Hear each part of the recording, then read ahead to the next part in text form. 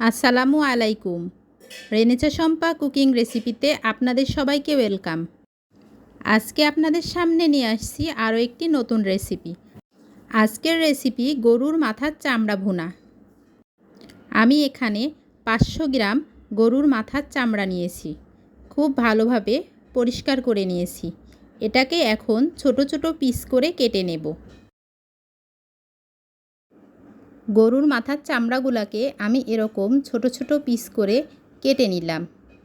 এখন আমি প্রথমে ফ্রাই প্যানে মাথার চামড়াগুলা দিয়ে নিলাম। এলাচ, লবঙ্গ, দারুচিনি, গোলমরিচ এটা দিয়ে দিলাম। এখানে আদা রসুন পেস্ট 2 চা চামচ দিয়ে নেব।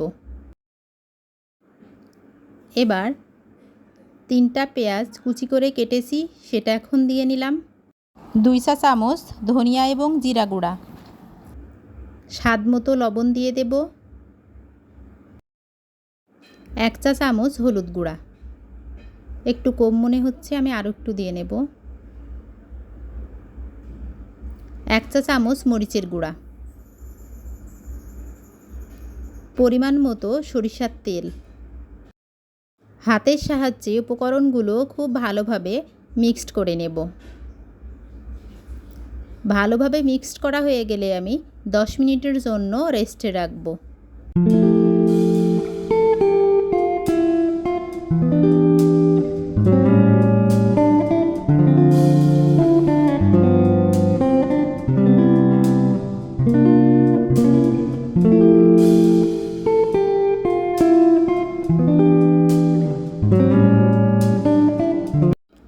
ফিরে আসলাম 10 মিনিট পর।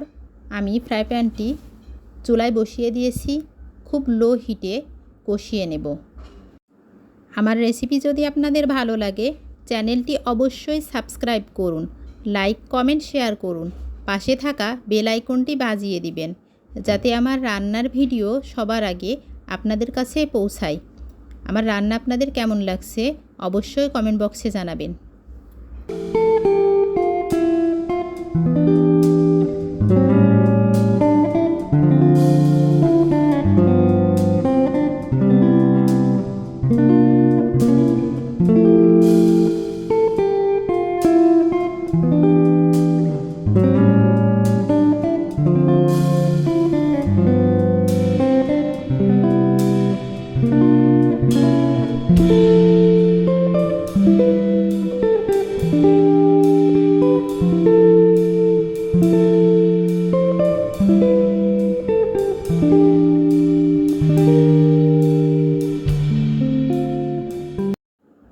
তেজপাতা দিয়ে নিলাম।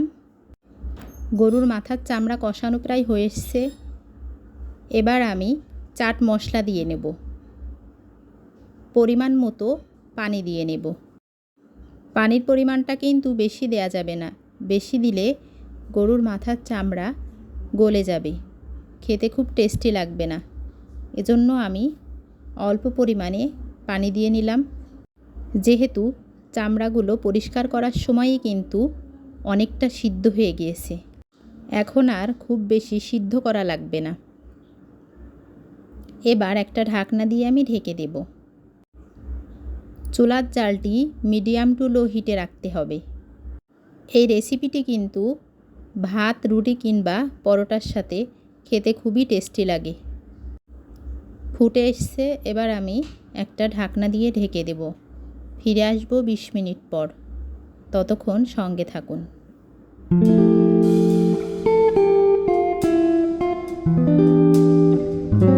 ফিরে আসলাম 20 মিনিট পর। এক পিস উঠিয়ে দেখলাম যে আরেকটু সিদ্ধ হবে। আমি আবারও 10 মিনিটের জন্য ঢাকনা দিয়ে ঢেকে দেব। ফিরে আসবো 10 মিনিট পর। ফিরে আসলাম 10 মিনিট পর।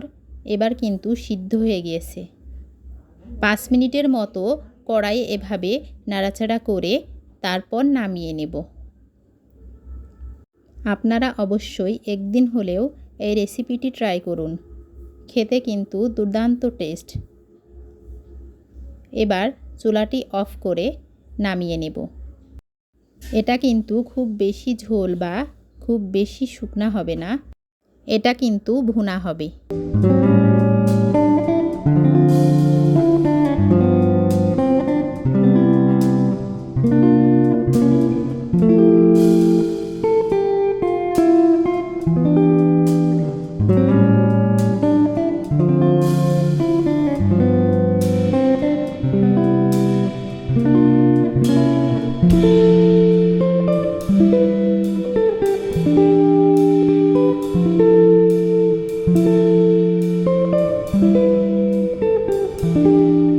আমার কাছে কিন্তু গরুর এই চামড়া ভুনার রেসিপিটা খেতে অসাধারণ মজা লাগে।